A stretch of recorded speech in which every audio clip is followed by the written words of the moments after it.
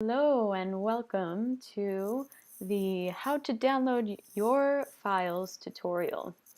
I'm going to zip right through this, and I am currently on an Apple computer, an iMac, so this is for Mac users more so than Windows, but it is going to be very similar regardless of what kind of computer you are on.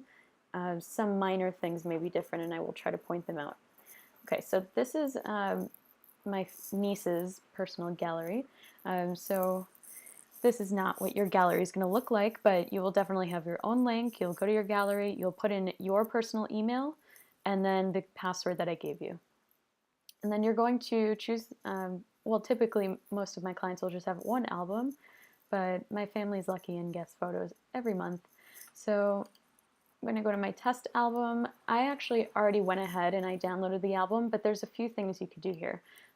You could go ahead and download individual albums if you want to separate your high-res and low-res images into smaller files. That'll be a little bit easier for your computer to download faster. You could do that, or you can just download all, which will download everything from your entire event.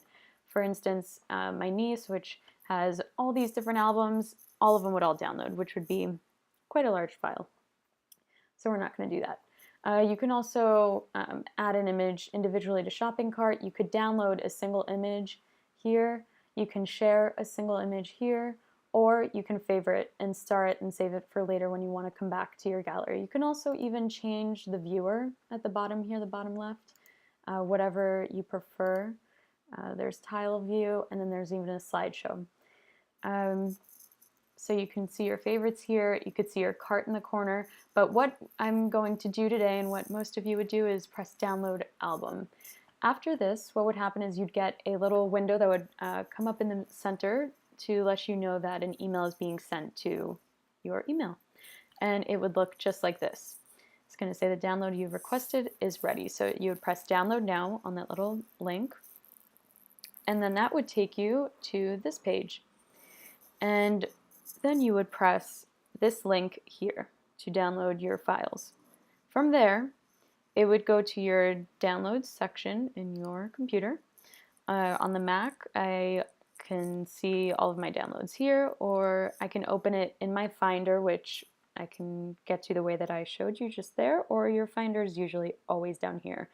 The Finder for Windows computers is actually just called My Computer, and you should have a file called Downloads in a Windows computer as well.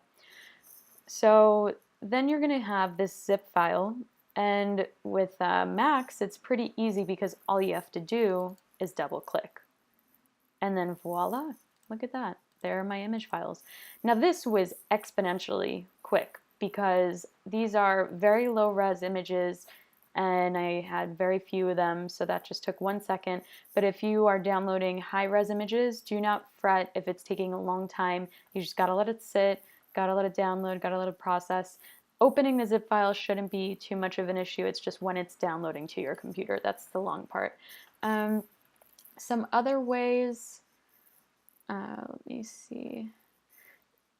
I mean, I have some other programs that would definitely extract the info. If you're having trouble figuring out how to open a zip file on a Windows computer, if you just Google it, I'm honestly sure that you'd find something very easy and useful to help you do that. I just don't have a Windows screen to show you how to do that, but I really hope that that helps. The last step would be to, well, actually, you could just click right on the middle of that text just once, or you can even just right-click and rename. Oh, can you rename here? All right, we're just going to stick with that first option. I'm just going to click once over the name, and I can write whatever I want to write in here.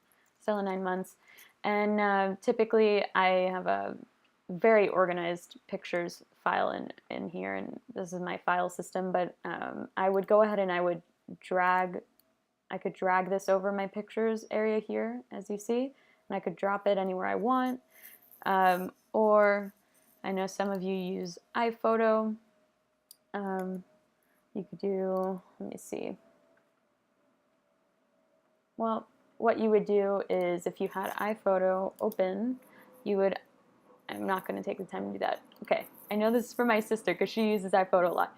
All right, you're just going to go ahead and you can either drag it all the way to the bottom where you would have iPhoto on the bottom here. I don't keep it on the bottom because I don't really use it too much. You would just drag it over the icon like this. And once it gets highlighted over the iPhoto application, it will open and all your files will be in there, and that is it. Contact me if you have any questions, and I hope this was helpful.